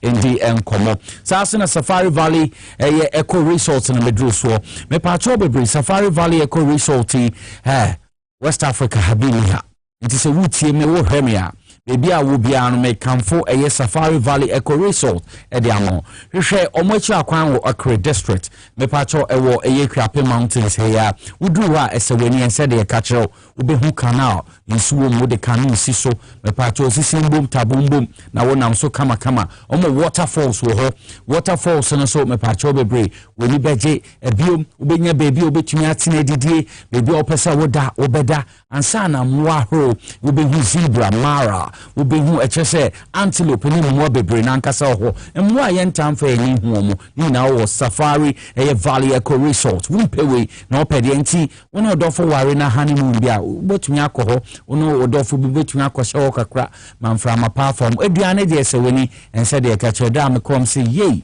nti we na wo Ghana ha ni na Safari Valley Eco Resort nti wutie mi a mentina ho mo wutu na aboko na obekese Nicholas kai Amuzu garlic bitters na medruswo amuzu garlic bitters improve blood circulation make sure say ma moja ni dey full sani reduce cholesterol wo ni pedrim obi ho se mensane me na ayetititi me pacho amuzu unya ni garlic bitters ni bi ebebo saso na stroke patients umma munya stroke no be pacho ni ebebo fatigue and weakness prevent me pacho bebre so wo hwe blood pressure high sugar level any mekeka hu na amuzu edreye wumpe we na opede Pebina bobo yaro pebina bobo ebebo apobodi ne boost immune system na bibia etumi akọ enkan amuzu ndro ni nya na organ ha bibia eto endrobia we wo eye Kumase ene impotema Misty Herbal saso na Dani Herbal ubenya bi oho KNG Herbal room wo Kumase ansa na Colinac Herbal wo Ashtown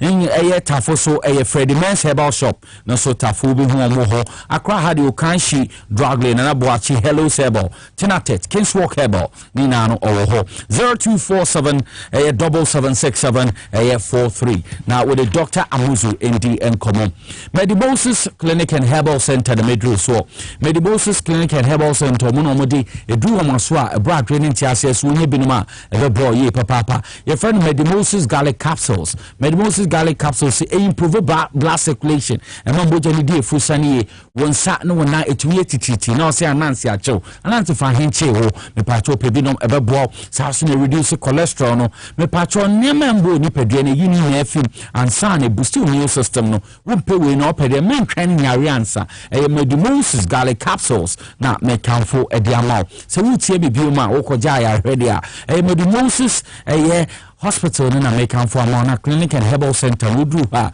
we beje me pacho wo prostate no okwa omehwetu mmema na mo prostate gan ho aka kono mo yi why emre wo mpem bi o time bo 6:30 me pacho be mmema na make am asem no aha de bia na wo kan ceiling me pacho Medibosis edru bi ebebo ana to anamona ko ombebo mane mmema awaye mo problem so na hypertension diabetes and son STIs gonorrhea syphilis ni meka ho man candida no aye chronic be pacho he no ntu ase no saso no dental problems ni na we betwi wo se wutu wo se wo fele wo se be pacho mo pese wo ye wo se ni bo ni ya no wo kra onlebo ni papa Adenta ubehu omo opposite the police barrier saso na AESL building inside Ghana Highways Authority mu Accra Ministries Ajay Kojo opposite school for the deaf saso na Kumase Ahima Kokoben Santase Obuase Kwan so no so omo ho from 0244 068 447 no ni Medibosis Clinic and Herbal Center in the Nkomo me betwa jumedi no so nyame adom memenka nyame adom sesia limited limited registration exercise in yegu say a transfer na yeye but yisi minimo de omo problem is say de bia no mo sha ade na say first 2 days no they complain about the network what if say transfer is so much as a network while constituency leje kuku enye sa na efre ho ntoko esi wona se weni ense de katro yenhwe electoral commission say asoma ya ahoboa say December 7 2024 general elections say dey ni ye crucial bi ani abori yisi mo ye ebe yenti lawyer benye yo ni that's it ade bia na hyase hia pa yi we kwan a electoral commission mo we kwan a mo fa so ba ya na nye kwampa we ma me shall to say kwan a ofa so di ni juma standard a physical due ba no na ye fa kwan bi so yi ni free ho because it's just so NDC ni NDC na dia ba ye pa kwan bi aso pa mo no free ho e de ma me we ni was my Sarah mobile. Okay. And on poster on Bibiana, ampa, or my Bama MPP. Now, the major tax never was was the registration. Yes. On by I almost say Kofobi Nyagana for more than Abamuti on Bevo challenges by someone this kind of man. The sense for the first time in the history of this country, presidential election results. I don't know, electoral commission, I don't know, a presiding member. Ono and declare on in your results different by 5. And this is court. And a nice opportunity to say electoral commission member near be son the entire banner, court antiasiamano. And intimameno say official bit my do PBR. Sanko Bejina Dakam said the Dr. Frejan by an ankia to tone anwa. And can we be bina obehi. But no accountability. And you know, to me, yet your PBR about saying, and now water machines. What they Abaya Juma at least no run sample. I would know how I could say to my dear Nasi we and Sana what was the problems in all. Because AMPP Juma was my son and no one home to 20 years. I didn't do it. Returning officers near the other on an end number or the list.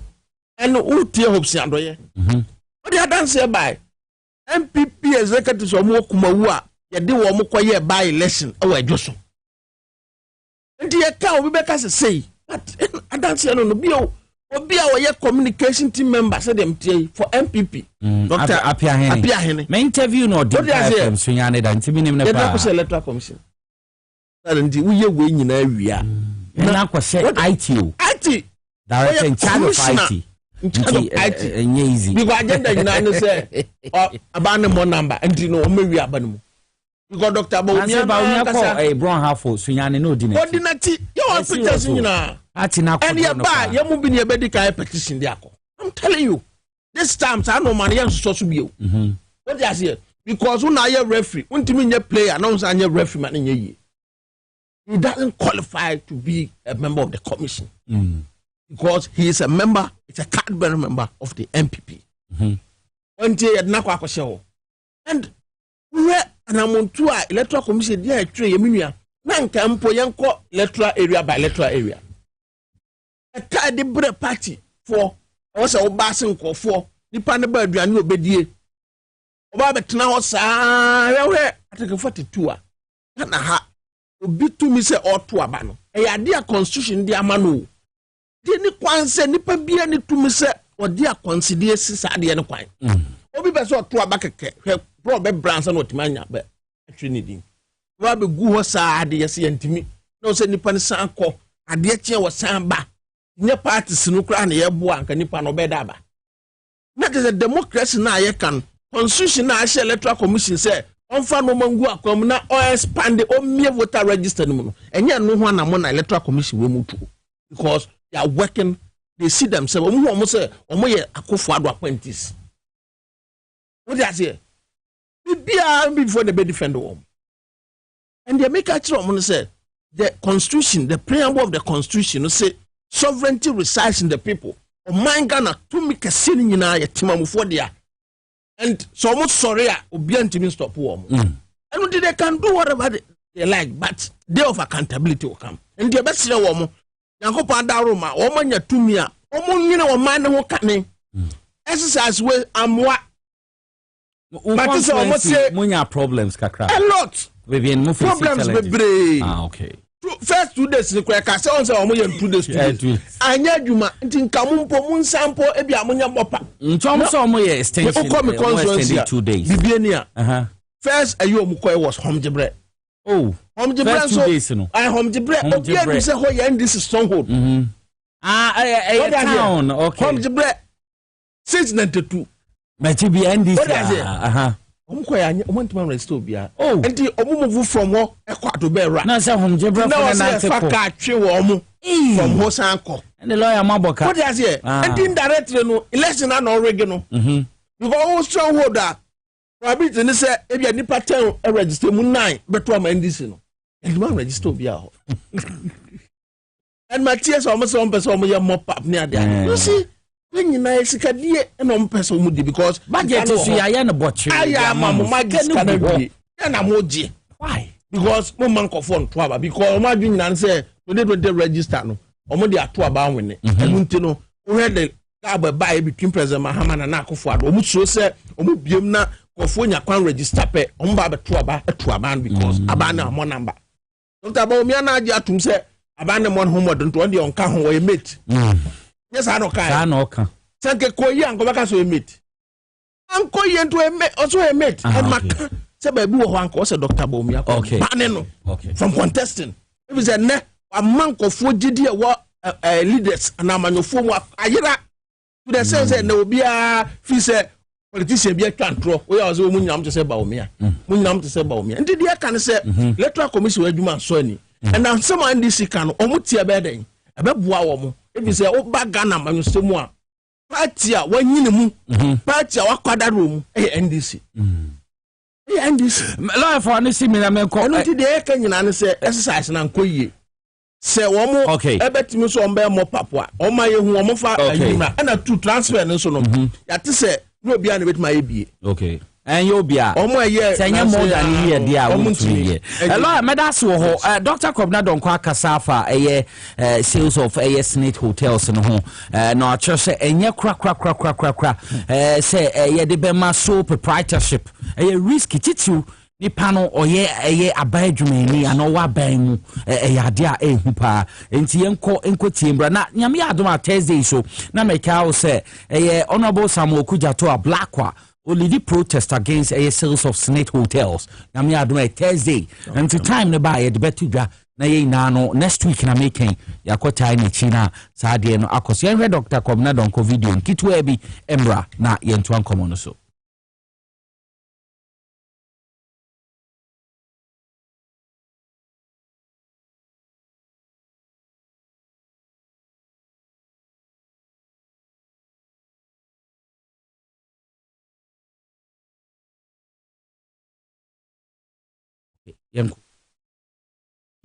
Okay ti de tena no yenko yenim em say awo bibi kakakra bi on yisi na wodwe na wona doctor de lawyer nya finish nti yisi ne sales of Senate yi no yemfa mo mpeko time nti from day one because me part of the regional political committee member so yes station me Lejokuku was one of me constituency so from day one they be a me call na police boss so they be a yen hon be sure the whole greater Accra Lejokuku I flash point yen soldier for ni police for na program no and every day for the past 3 days ya pai obi any police me by me for police station your boys too shame MP before so boys too shame ntokwa ya so by your issue ni say my issue with the police ni say near no emfa soldier for so when police people you come like that and you see soldiers ask questions enye ntokwa na ye enye to na ye to so what are the soldiers doing there okay no my soldiers for with M16 rifle e de gina honum so exercise soldier for it has nothing to do with soldiers now why is any national security for no no handcuff e pipe boys no E3 all the time into and they say the police regional commander ba hon me wi oba emum ade ese oye ni bom ni wa meye canopy ayen ya mount MPP canopy ne o say yi canopy ni fi on there but the hoodlums who were around the perimeter no omo do intimi an kan chom say so enti yenko Lejokuku there it is not going well mo exercise ni yenko afe snit me de bia ameka nkofo we omo so omo ye document bi ejapade document bi that is the plan they are working on and no more execute no omo per se they know they are leaving office until they want to control the country and the economy from opposition and one or more no until sure everything they say they want to do snit ikra omo osafo ma for buy ko it was part of that document you know mask me say the soft man for ban alcohol it was omre no call no master start say na we but they say TUC kwa almost no way everybody said no way yeah workers sika no mo dey yes so we know how can you in fact company who ankasa company say City Hotel. Yes no I mean Labadi Beach Hotel. Okay. It is making profit. It is making profit. Why do you have to sell it? Doesn't mean say one kasa would say Rock City Hotel yeah. So mfeel so mo de ma ankran bi o betumi ama seriousness ne niam bi akọ. Obi a na be a pay statement be a pay say yes obi obey active crass ka twitwi di o go no bottom. You see mfeel say bind the end obi a yes workers no because I me na wo na tax yes yes o man fa bu ama ye yes procurement no the workers should be more involved in this. And but organize labor say for a board problem in fee management but if you board yes board no board member so four no more TUC 4 also and board no so yeah interview they don't know what they are saying said they were against it from day one then so why didn't you bring it out afena okuja to dia ba out afena we are find your voices and we are talking me yani say Brian Champon shamelessly fair so no money but you know catch and say company yes a company but you are not involved in the day-to-day running of the company therefore no enyawo by a company no but then the day are you say you are a beneficiary owner I don't know who there benefit it comes to you so what are you talking about you know Sebi the whole Ghana. That is how me I see MP people. They see everybody as stupid. Until your will take it like that. But we are sure say Ghana for Thursday. We have to we have to organize and go and just show these people that no, enough is enough. Mechia me colleague be Domiko Abenya former youth organizer Emmanuel Sogbe.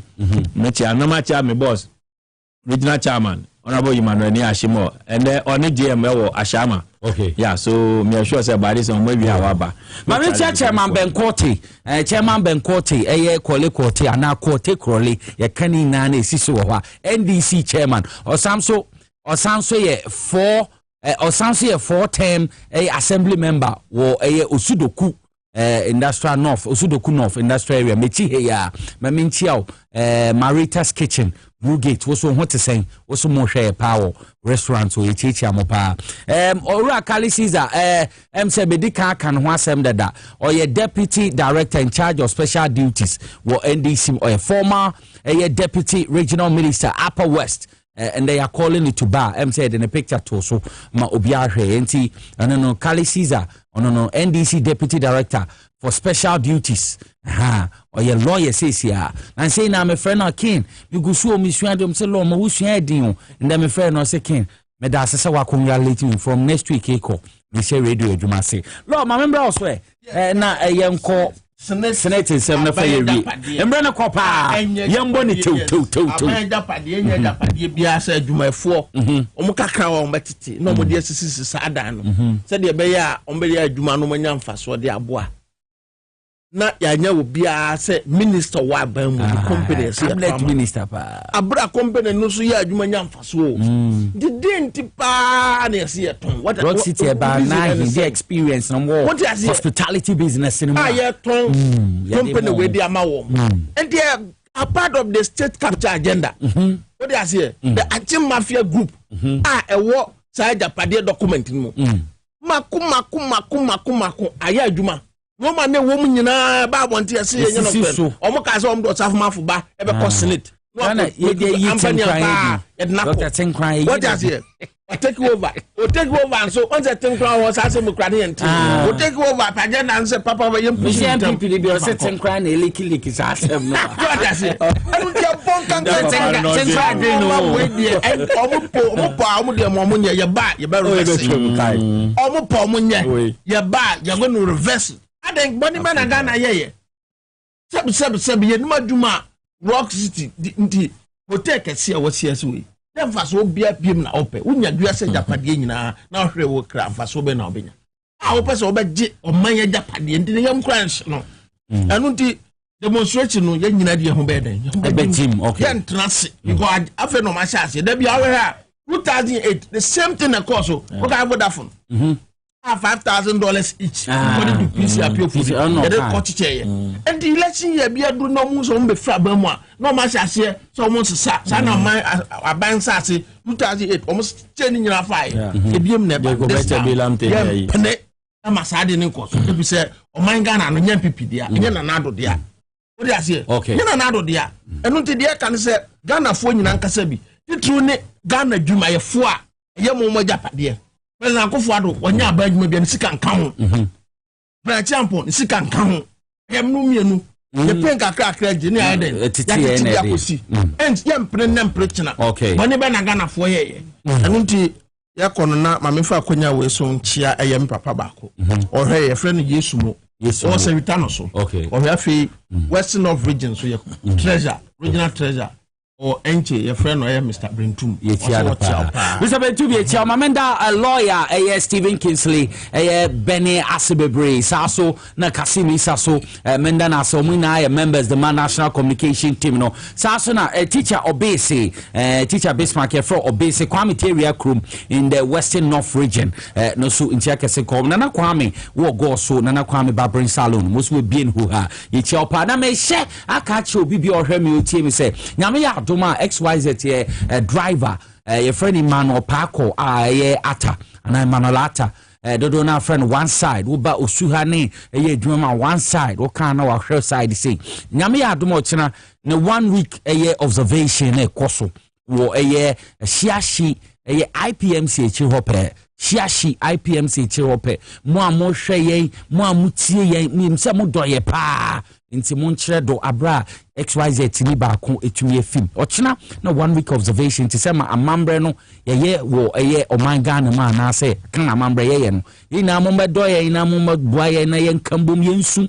na 1 week observation nko so na ye mfa no so time ne mfa ntu bia na che say bibia entumi nkonkan 9 pepepe no mo shase wo mashiashi IPMC echi hope mo na mombra na chese bibia ntumi nkonka nse modoye me pato bi open direction afre 0246 270566 0246 270566 ofra ebe more direction shiashi IPMC chihoba muna mumbra na mufadom ejiji sa mo baba baba atade ni na prekope nti ediatena enti ahana edid radio ni na asi min da Mr. Kelvin Asante ase Innocent Okechukwu ansa na TV crew na MCR Ura Peter ene camera fo ni na ndama baduma papa yesu amba ebe sen share the video me sorry the news papa ina kana e bro akrada kun ene yeni aba ma checheku yesu amba But the more I can check her. Bye bye.